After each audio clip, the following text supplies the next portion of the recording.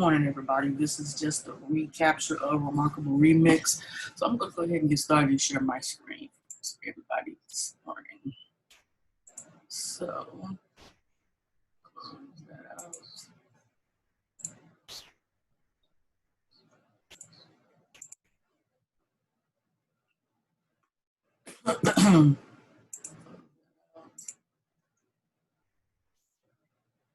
All right. Remarkable Remix, which is just presenting Black Wall Street. So, as you can see, Black Wall Street history facts. Black Wall Street, formerly by name of Greenwood neighborhood in Tucson, Oklahoma, where in the early 20th century, African Americans had created a self-sufficient, prosperous business district. The term Black Wall Street was used until Tucson riot of 1921. So here is my link.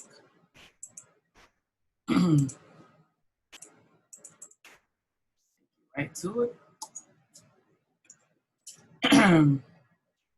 And this link that I'm sharing is going into details about everything that was going on in Tucson, Oklahoma, when Black Wall Street flourished as a self-contained hood in the 18th and mid-1900s. And it basically goes an explanation about how all of this happened, or how all this crime happened, and how all these people lost their lives because of anger and rage and frustration. And as you go through the article, ladies and gentlemen, this identifies some of these key points. How they were tortured and put to shame for doing things correctly, and they were a threat.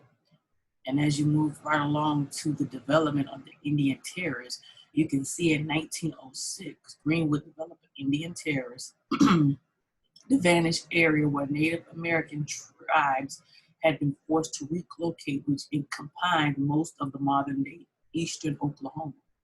And some Africans who had been former slaves of tribes and supplement integration into tribe communities equalized a lot lands in Greenwood through the Darrow Act, U.S. law that gives land to individual Native Americans, and many Black sharecroppers flee racial oppression, relocating to a region as well in search of a better life post-Civil War.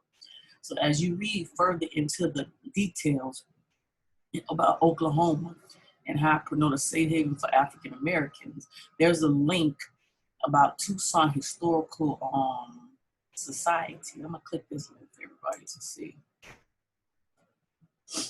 And as you can see, of course, the museum is closed because of the pandemic, but that's not what I'm talking about.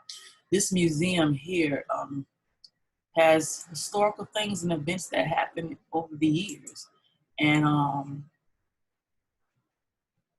what you see is things that took place back then in Oklahoma.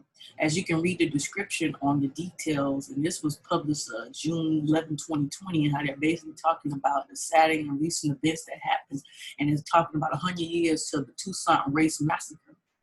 And it goes in details in the paragraph talking about this in further details. So as you can see, they're going into the history of it. And they're actually giving you tours and stuff, as you can see, of the historical event.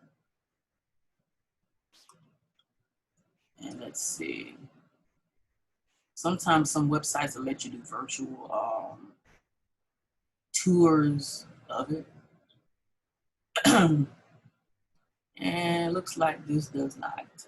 I'm gonna go ahead and click off, but if you want to know more about the Tucson Historical Society and Museum, make sure you check this link out. The website is tulsahistory.org.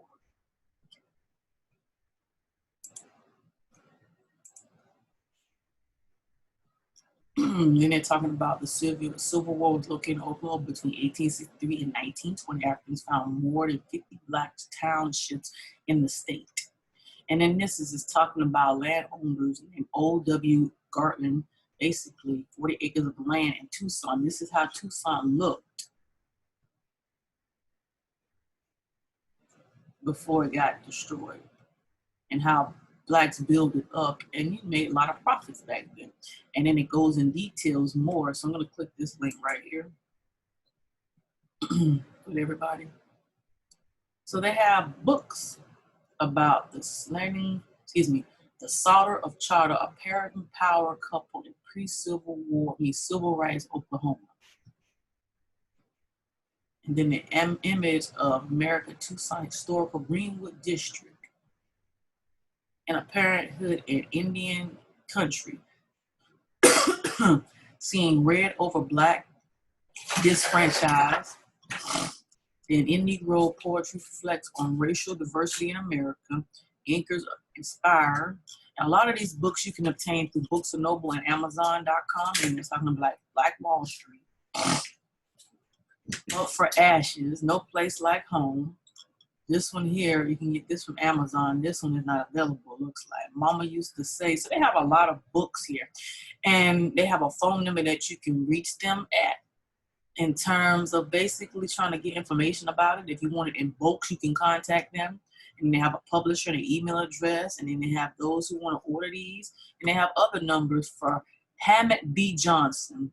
The number is 918-585-3216, hjohnsonok@aol.com. These are some very, very interesting and very informative books that were written by some amazing people, looks like. Oh, it's by him. Okay, or her. My bad. It's by her. All of these books that you see, ladies and gentlemen, it's about this person here. And apparently this person is an author, an attorney, and a consultant. Let me see who the person is. It may be a guy or a female. It's a guy. Okay. He wrote these books. He's in the University of Arkansas, where he complied different majors in economics and psychological. Johnson's an attorney, author, and independent consultant. So as you go through his content of history and things that he has been involved with over the years, you can just like, wow, how fascinating. And I'm not saying it in a sarcastic way. I'm saying it like this man did so much from when he started out to where he is now, to have his own website as an attorney, and then he's an author and he's a consultant. So he has three different hats. And it is possible to be three different people. And I'm not talking about personality-wise. I'm talking about being in three different positions and having a very good and informative impact in people's lives, just simply by doing it. So let me click this off, and let me click this off, and let me go back to the article. So his name is Hammett Johnson, and when you come to this website, make sure you click that to get some more information about him. So other prominent Black entrepreneurs follow suit. J.B. Stafford, born into the slavery Kentucky, later became a lawyer and an activist, moved to Greenwood in 1898. He built 55-room luxury hotels bearing his name, the largest Black-owned hotel in the country. An outspoken businessman, Stafford believed that Blacks had better chances of economic progress if they pooled their resources. So as you go through this entire article, you're going to find some very interesting key points on this. And as they're talking about another one, Greenwood became self-contained and reliant. A.J. Zimmerman, a publisher whose family moved to Indian Terrace in 1890, founded the Tucson Star, a Black newspaper headquarters in Greenwood that becomes instrumental in establishing the district and socially consistent mindset. That is amazing that they had a Black newspaper company. That just blew my mind right there. That they had a Black news company, y'all. We had that. We had our own newspaper company that we were publishing our own stuff and sharing it with our own people. You know how amazing that is. I never knew that. I never knew that. This was not in the history books. This was not. I didn't learn this when I was going to school. And as you go deeper into the content of this particular article, you'll find some very useful information, ladies and gentlemen. And I'm scrolling slow so you get a chance to read through the whole entire article. But I'm picking out important key things that kind of sticks out at me right now. That really like, okay. Now, this picture here is showing the disaster of all the stuff that was accomplished be destroyed because of anger.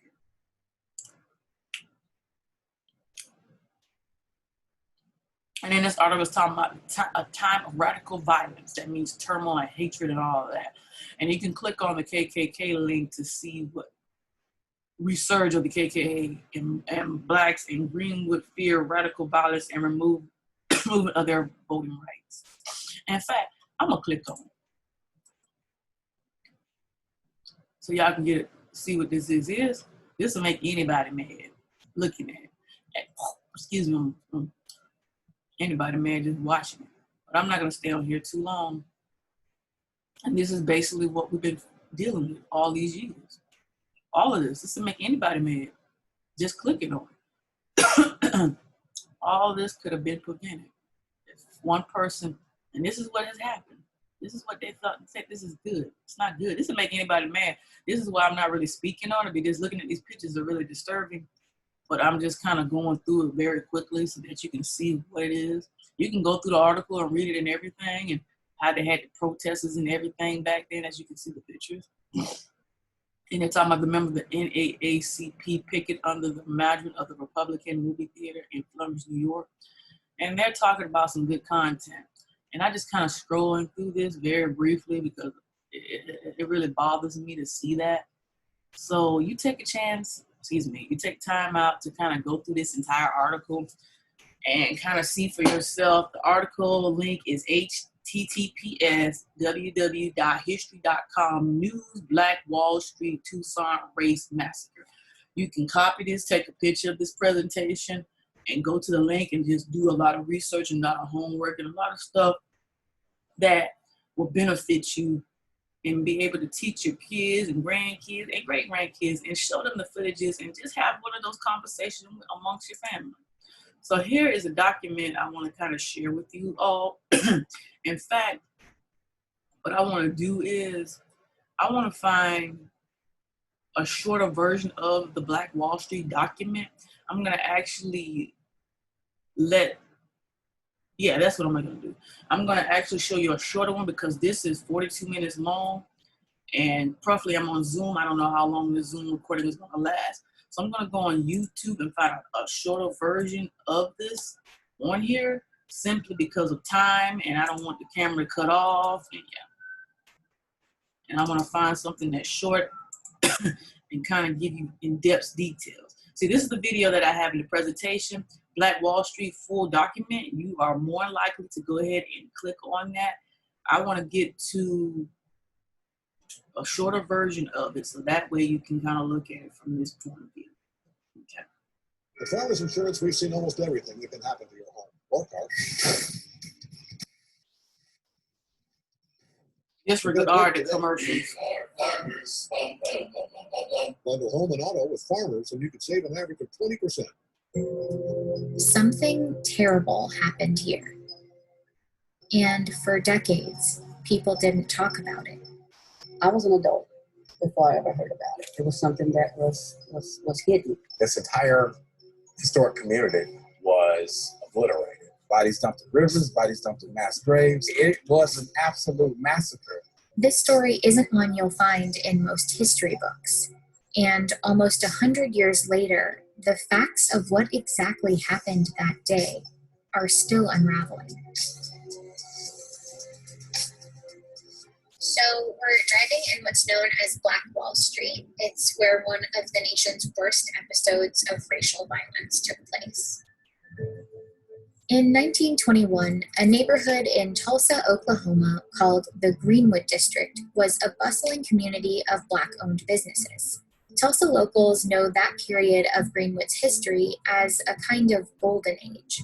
If you can imagine just an old-time downtown, things like movie theaters, pharmacies, hair salons, and so forth. They called it Black Wall Street. It was a mecca. It was a huge success. But Black Wall Street was also an anomaly. It thrived at a time when the KKK was incredibly active in Oklahoma, and the nation had just been through the Red Summer of 1919, when white mobs murdered Black people in dozens of incidents across the U.S. There needed to be a sort of match or an igniter tossed on these embers. And that trigger event, was an incident that involved two teenagers. Dick Rowland, 19-year-old black boy whose son she was downtown. Sarah Page, 17-year-old white girl who ran an elevator in a downtown building called the Drexel Building. He went to the building, boarded the elevator. Something happened, and Sarah Page began to scream. They both ran out of the elevator. Now, we don't know exactly what happened in this elevator, but a day later, Rowland was arrested and taken to the courthouse. The local newspaper ran an article claiming Rowland had assaulted Page. Even though Page refused to press charges, the article was essentially a call to action for whites. A large white mob began to gather on the lawn of the courthouse. Dick Rowland was in jail on the top floor. A number of black men, several dozen, marched down to the courthouse to protect him, some of them armed. There was a struggle between one of the black men and the small group and one of the white men in the larger group, and things sort of went south from that point. Hundreds of white people descended upon Black Wall Street, armed. Black residents withdrew behind the railroad tracks that marked off the Greenwood district. Some of them were armed and fought back, but they were outnumbered by the white mob, which shot their way through. The white mob murdered, they looted, and they set fire to Black Wall Street. This was the strategy, if you will, of how to deal with these communities, with these successful Black communities. The effects were disastrous. For 2 days, the Greenwood district burned. Martial law was declared, and the National Guard was brought in. By the time the massacre ended, Greenwood was in ruins. More than 1,200 homes were destroyed, and 35 blocks burned. The exact number of casualties is harder to pin down. Some initially only reported that white people died. Others reported somewhere between 30 and 100 mostly Black casualties. But estimates now put that number closer to 300. As for those that survived, thousands of them lived in tent cities in the months that followed, and were left to pick up the pieces of rubble they once called home. After the massacre, the cover-up started. Records went missing from city files, including the very article that started it all. It makes photos from this time all the more important as part of the historical record, but back in 1921, these images served a very different purpose. So photo postcards like these were pretty widely distributed after the massacre. At the time, they were a part of white supremacist culture and kept as souvenirs of racially charged crimes. Now they're preserved to make sure this part of Tulsa's history isn't forgotten, and they paint a clear picture of how much destruction there was that day. On the postcards, it's called the Tulsa Race Riot, a name that itself sort of erases what really happened. By calling it a riot, it's a way of trying to rewrite the history, assuming that there were both sides at fault, and that was not the case. I call it a massacre, and I call it that because that's what it was. Greenwood eventually rebuilt, but nearly a century later, there's a part of this story that still haunts the city. No one actually knows where the victims' bodies are. You got to find our people. We got to put them at rest. If not, we continue to be haunted by what was done so many years ago. Kevin Ross, a local writer, is one of many in Tulsa descended from people who lost everything in the massacre. So in this cemetery, there are only 2 official victims of the Tulsa Race Massacre. How many victims do you think there are? After all these years, I think 300 is putting it mild. In 1997, the city finally put together a commission to study the massacre and help piece together what happened in 1921. They compiled records and eyewitness accounts. The bullets were just raining down over us. They set our house on fire and went right straight to the curtains and set the curtains on fire. These accounts are especially important now because none of these survivors are alive anymore. And they also provided new information. Some mentioned trucks, like this one, loaded with victims of the riot. One riot witness in particular came forth testifying that he saw bodies being dumped in Oaklawn Cemetery. This is it. This is the area.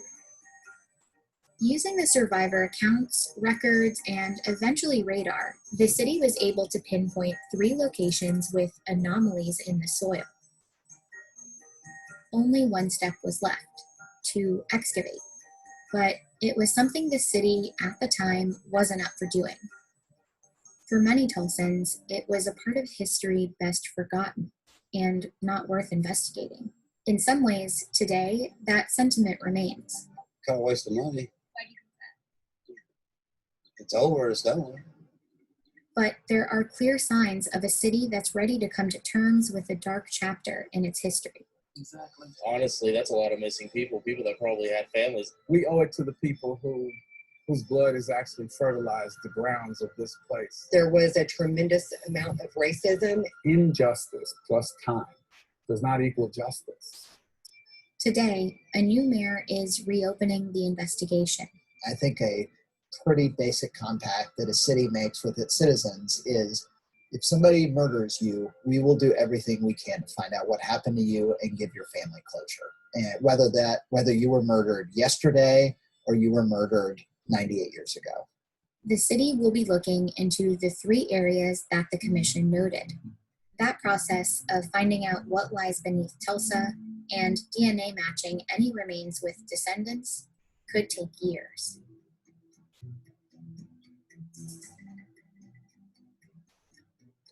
The investigation is just one part of a bigger historical reckoning, but the reality is it can't undo the crimes or the cover-up of the 1921 Tulsa Race Massacre.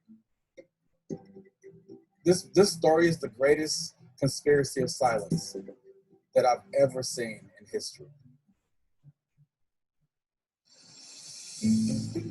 Wow. Thanks for watching. If you haven't already heard, we've launched a paid membership program.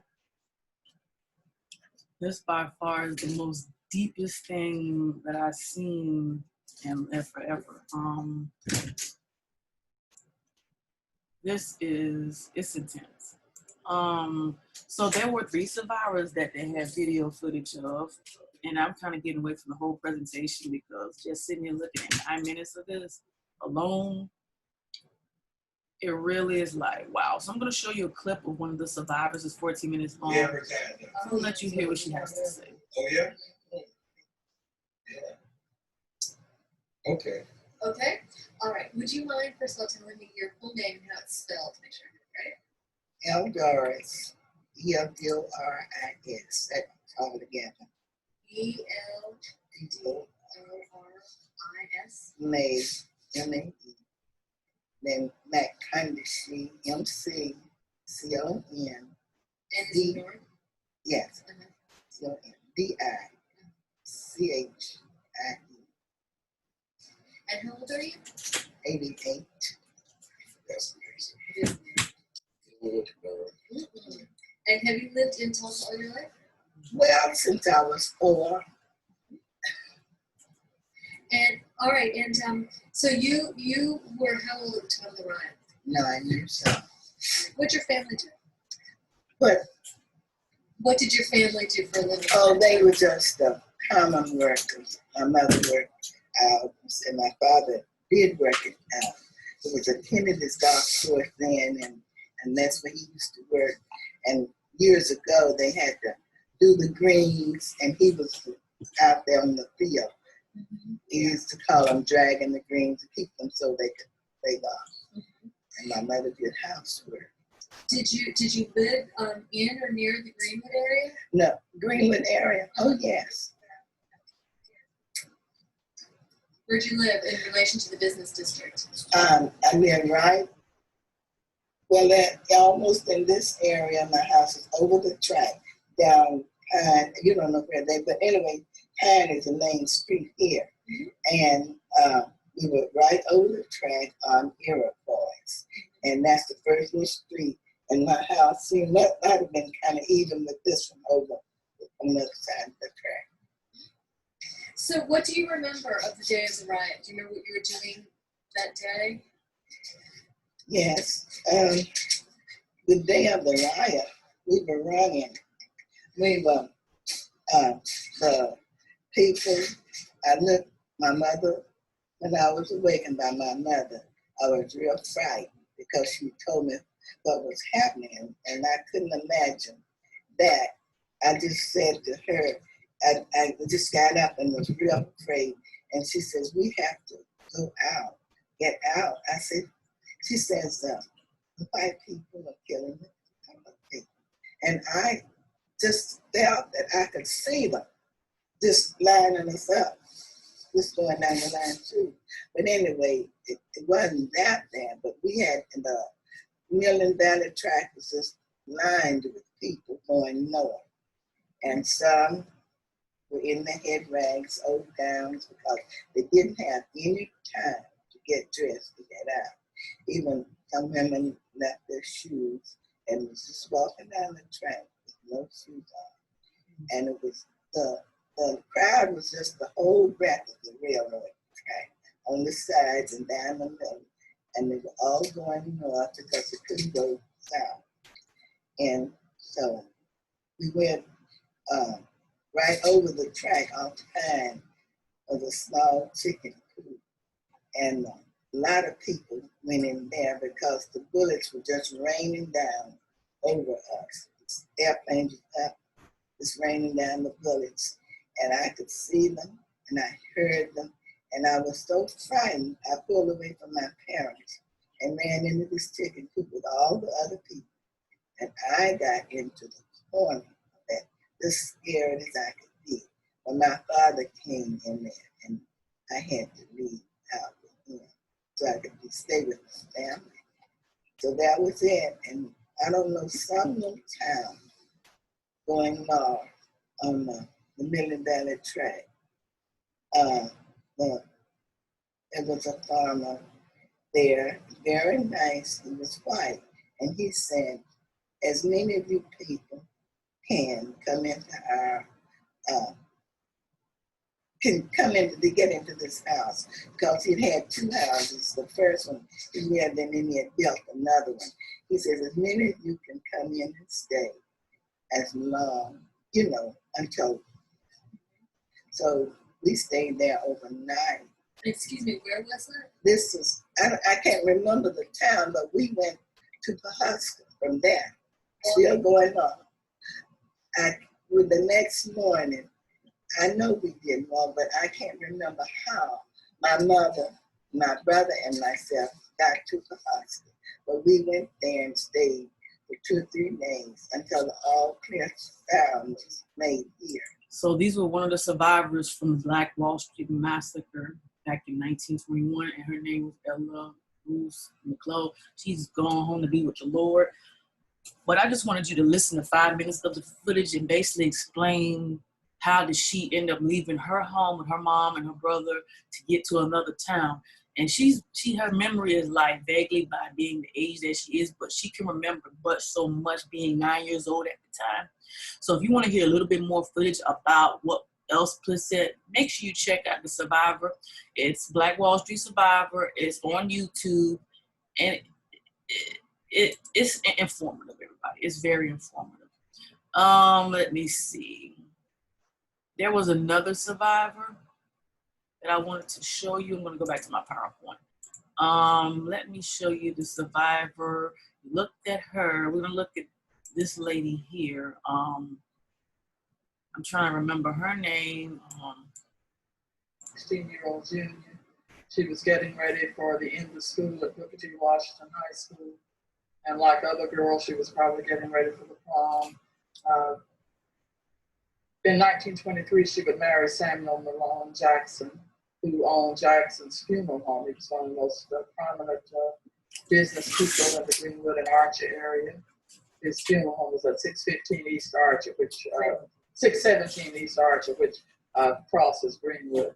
So she's going to be talking about her own personal experiences and also about Samuel Jackson and the riot. Mrs. Jackson, thank you so much for sharing with us today. First tell me about your experiences, you and your mother, and how you had to flee your home and where you went and how that riot affected you. Then tell me about what it did to your future husband's funeral home. Now, the night of the riot, we were sitting out in our yard, and the people started coming through the gate, just running through, going out the back. So they came so fast, my mother finally asked them where were they going. And they said they were having a riot over the hill, which was known then as Brickyard Hill. We lived north of that. And they were just running, didn't know where they were going. And must have been about 8 o'clock in the morning, we persuaded Mama to let us go and get with the crowd. We didn't know where we were going. And when we got to Pine and Greenwood, the Home Guard had come from Oklahoma City. And they stopped us there. And they marched us from there down Pine to Cincinnati. From Cincinnati and Pine down to where the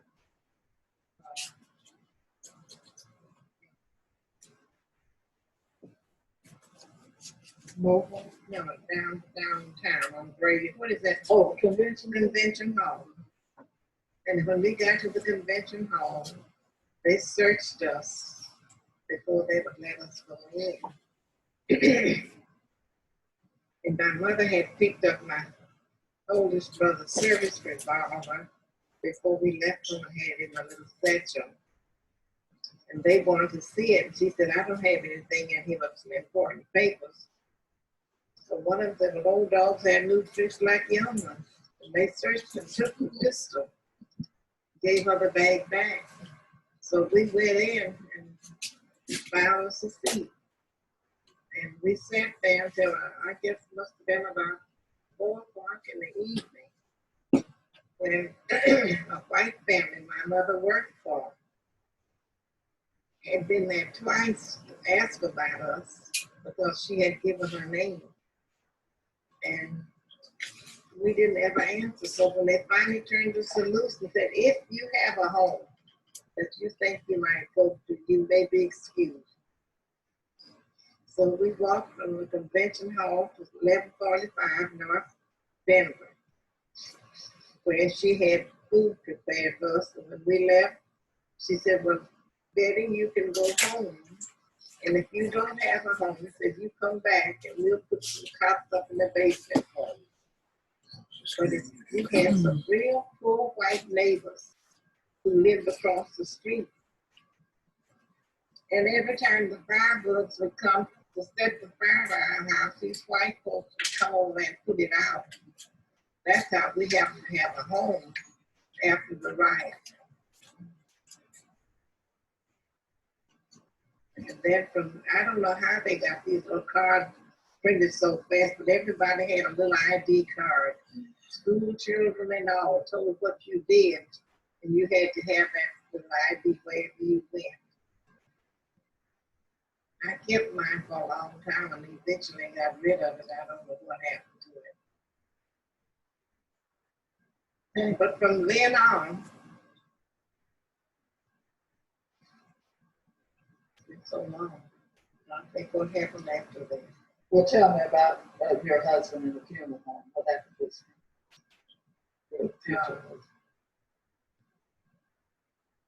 They destroyed the funeral home down on, partially destroyed it. I was on Archer Street then. And this Mac Burney had a funeral home, white. And he came down and he said, well, Jackson, if you get some bodies or something before you can get on your feet, just bring them up to my funeral home. We'll take care of them. From then on, I don't know. You did tell me in an earlier interview that McBurney and 2 or 3 McCune. So this was another survivor, Miss Jackson, for the Black Wall Street. She is trying to recall some of the events that happened. Most of the events about her being older, it's hard for her to remember certain things that happened over the course of that time period. So these two women are no longer alive, but these are the survivors at the time when they did the interviews, talked about what they can remember that happened in that period and how their families and how they had to get out of where they were to a safe haven place. I have one more survivor at the bottom right here.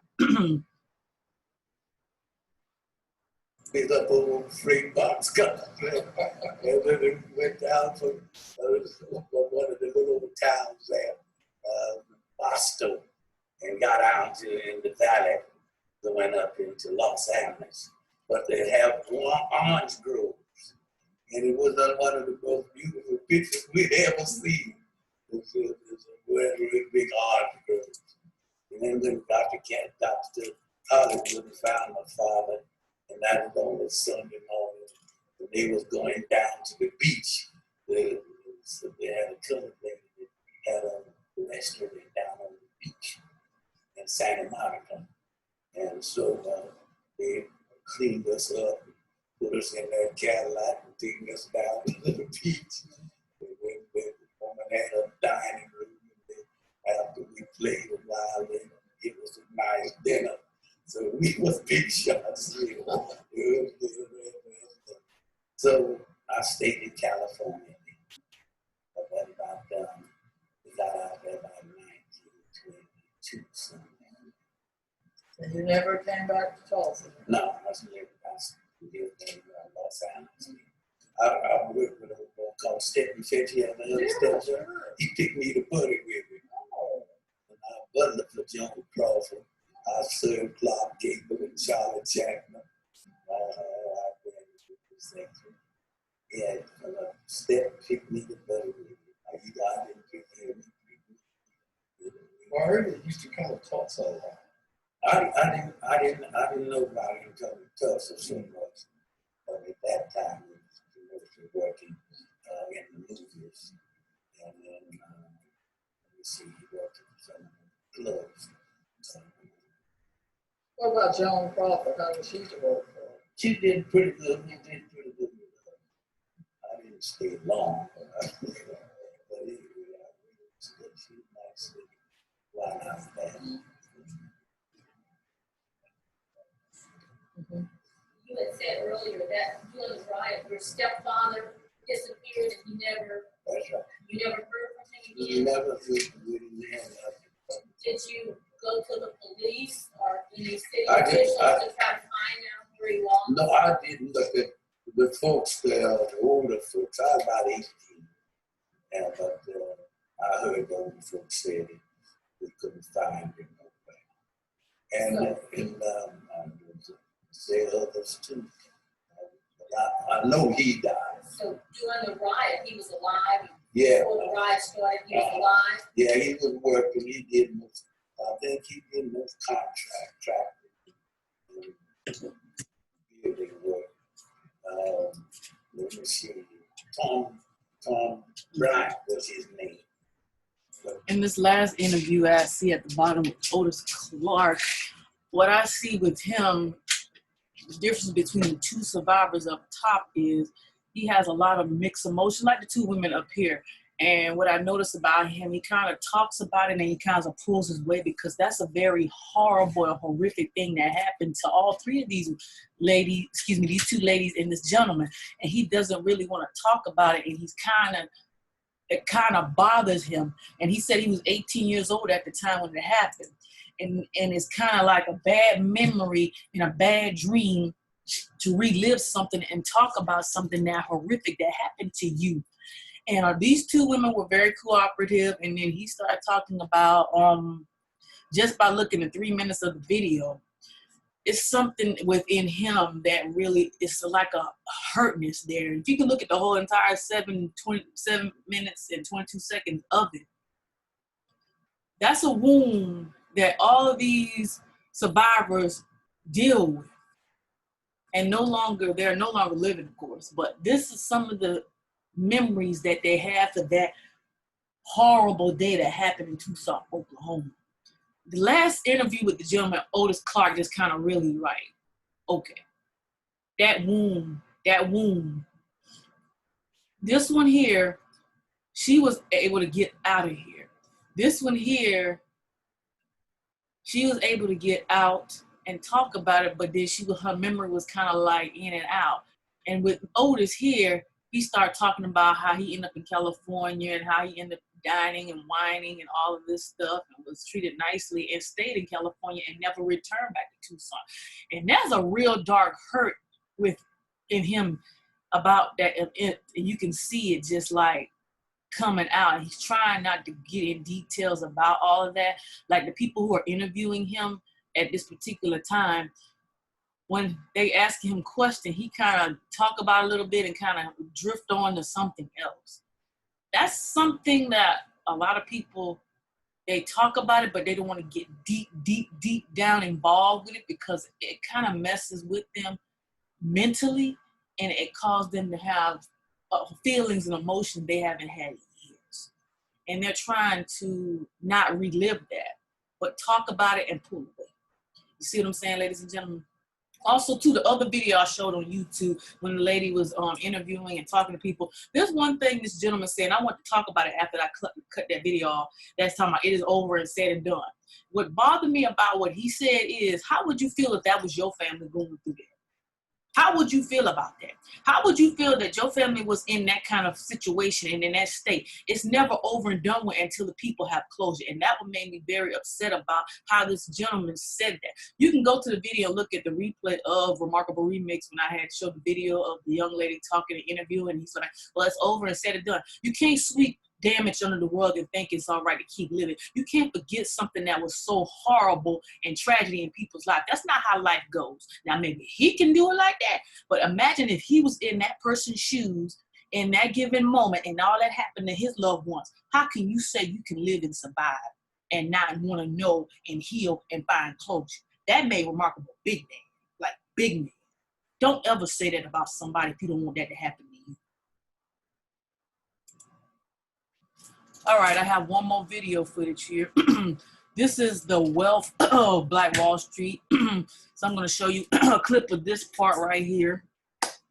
I think the closed caption is going to work. And if not, I'm going to end up back on YouTube. And it looks like I'm going to end up back on YouTube. Yes, yes. Yep, that's what it looks like. I'm going to end up back on YouTube, everybody. So let me go to, if I can find, yep, there it is right here. So let me go back on YouTube so you can see and look at it. And they're going to do more commercials as usual. But, and it's. Would you rather train for a career in real estate using an app or by using a bunch of books? Go ahead and share this with you. So you kind of hear what they're talking about here. How wealthy was Black Wall Street?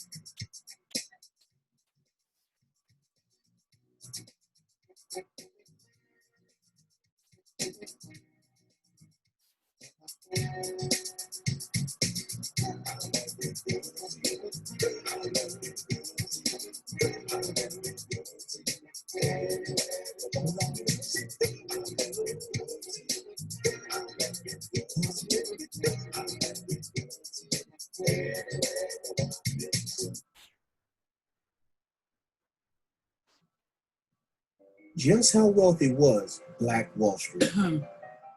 Well, today we're going to find out. The stories of Greenwood's prosperity became legend in the Black community, and in fact, in the whole world. The creation of the powerful Black community known as Black Wall Street was intentional. In 1906, O.W. Gurley, a wealthy African-American from Arkansas, moved to Tulsa and purchased over 40 acres of land that he made sure was only sold to other African-Americans. The young entrepreneur had just resigned from a presidential appointment on the President Grover Cleveland in order to strike out on his own. Mr. Gurley became a multi-millionaire, and he was the owner of several businesses, including his prized possession, which was a hotel. He also provided an opportunity for those who migrated from the harsh oppression of Mississippi. Another important visionary who contributed to the success of Black Wall Street was Mr. J.B. Stratford. J.B. Stratford had graduated from Indiana University with a law degree and had moved to Greenwood to purchase various land vacancies in the area. After buying these vacant spaces, he would then sell them to African-American residents who redevelopment so that these empty spaces could be transformed into residential houses and profitable businesses. By 1921, Mr. Stratford had been considered one of the wealthiest in the country, as he owned numerous properties in Greenwood and even had his hotel named after him, the Stratford Hotel. O.W. was a subscriber to the philosophies of Booker T. Washington, while J.B. was a follower of the more radical W.E.B. Du Bois. Nonetheless, the differences aside, the two men began to develop an all-black district in the unincorporated stretch of land north of Tulsa's train station.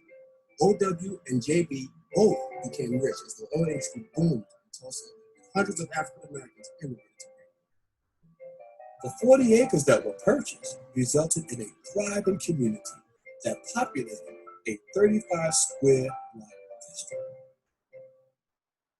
There were over 600 businesses, and on Black Wall Street were attorneys, real estate agents, dentists, pilots, architects, musicians and singers, entrepreneurs, doctors, pharmacists, dry cleaners, plumbers, barbers, hairdressers, professors and teachers, nurses, bankers, newspaper editors, among many other professions who offered their services in the neighborhood. A dollar circulated 36 to 100 times, and it remained in the Greenwood district almost a year before leaving. To this day, no other community has been able to duplicate that type of circulation. There are communities today, however, where the dollar stays in about 30 days or 45 days, but no other community, as has been said, has ever been able to match that type of circulation. Although it wasn't the only one, there were prominent Black business districts in Durham, North Carolina, Richmond, Virginia, and Rosewood, Florida. The people of Greenwood achieved a level of Black economic success and self-determination that had never existed before in the United States. Less than 60 years removed from slavery, to put that in perspective. Despite racial discrimination and Jim Crow segregation, the Greenwood district offered proof that Black entrepreneurs were capable of creating abundant wealth. When left alone, our ancestors thrived. And one such example is this. In the entire state of Oklahoma, there were only 2 airports. Yet 6 Black families owned their own private planes in the district of Black Wall Street. Wow, imagine that. Folks, think about that for a second.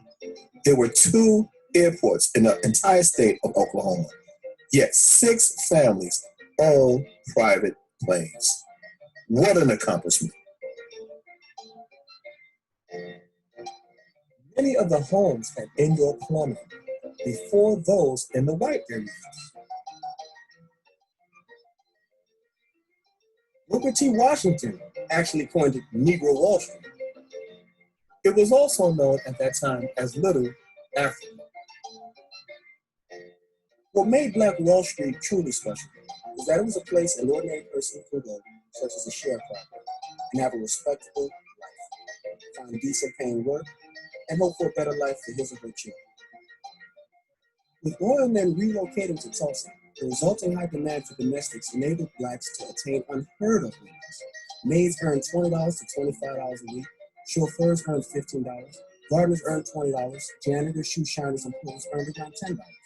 Domestics made up almost 2/3 of Greenwood's population, the remainder being professionals and business owners, whom the maids and chauffeurs hoped their children could imitate.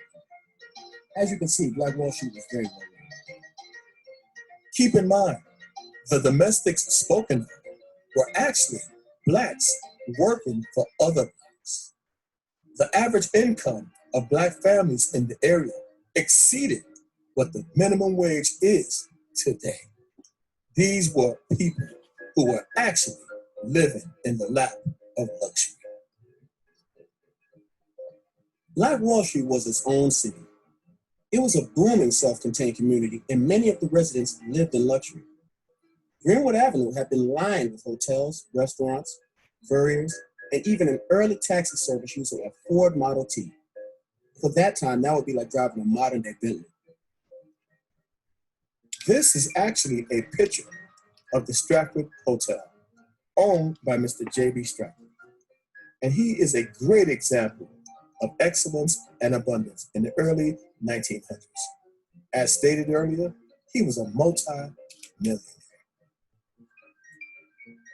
In addition to Mr. Stratford and Mr. Gurley, the district's most successful entrepreneurs reinvested in the community, building parks, schools, churches, theaters, banks, and they had access to many luxuries that whites in the same city did not.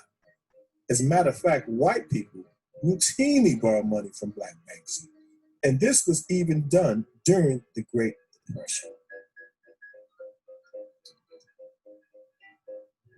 Here's a picture of bank owners and employees taking a picture in front of one of the black-owned banks.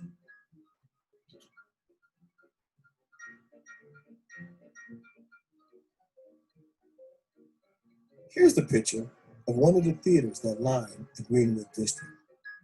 During that time, while showing the silent movies, they would have a live piano player playing alongside the movie, which was the custom of the day. So you see, Black Wall Street had all of the modern day conveniences and luxuries. They were a community that really wanted for nothing. The schools were superior to those of the white areas. When the average student went to school on Black Wall Street, he wore a suit and tie because of the morals and respect they were taught at a young age. Black Wall Street contained business college. As a matter of fact, the children of Greenwood's professionals attended Columbia Law School, Oberlin College, Hampton University, Tuskegee Institute, Spelman College, and Atlanta University. Black Wall Street was a dream in progress and a symbol of Black success. Just how wealthy was Black Wall Street? The truth is, we'll really never know. But based on the facts, we can confidently say that today's worth will be well into the billions. And just think, that was a self-contained community that was just developing. There is no telling where it would be today. Although Greenswood, Tulsa, Oklahoma may be a distant memory, fortunately for us, we can still keep the Black Wall Street spirit alive today. With the Black Wall Street app, we now have access to thousands of Black-owned businesses in the palm of your hand, desktop, or tablet. The legacy still lives on today as we practice cooperative economics, Ujamaa, by using the official Black Wall Street app. As always, please remember to like, comment, share, and subscribe. Thanks for watching. All right. That was very informative information to know how much wealth was being developed and how much that was being constructed and built up before all the massacre stuff happened. Banks, libraries, movie theaters, just various things. Colleges they were going to, it's a whole thing that happened. And then the massacre happened, it all went sideways. And as you can see, they actually have an app where you can keep a track of the Black Wall Street that's going on to this very day, the locations and places you can go, and they're still keeping the memory alive. So if you don't know anything about Black Wall Street, check out this presentation, check out YouTube, check out the links, and just read and absorb this stuff for yourself. I have one more video I wanted to show everybody before I end this presentation. Here's a trailer of the movie that just came out 4 months ago. So check this out, everybody. This is actually, Black Wall Street trailer.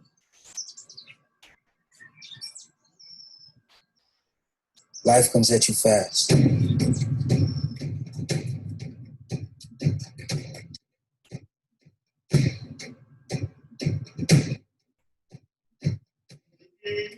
Good people. Great friends. The love of a good woman. It's not always fair. That's where you going, boy? I got a backseat.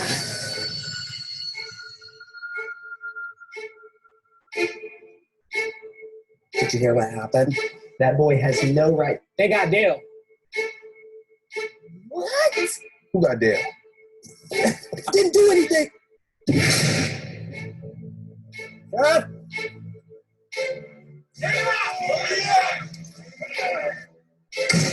Should hang for that.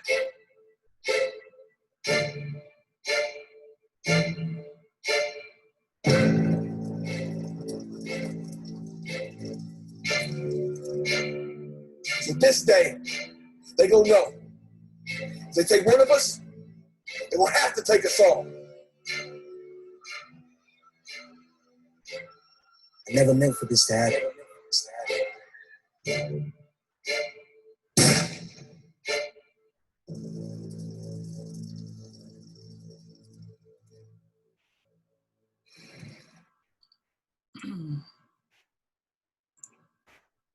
All right, ladies and gentlemen, this concludes the presentation of Black Wall Street. You can find this footage available on vimeo.com, and then you can actually rent this on Vimeo.com and type in Black Wall Street Burning.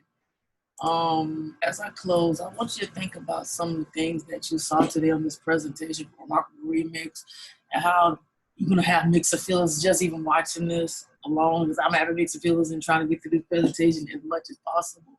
But just think about the events that happened. Think about all the stuff that you've seen today on this presentation, and just kind of reflect and just think about it as a whole.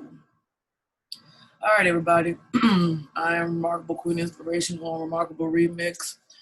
Enjoy your day, and I'll be back on again for the next presentation. So make sure you check that one out. The next one is called Jubilee. I'll stay tuned.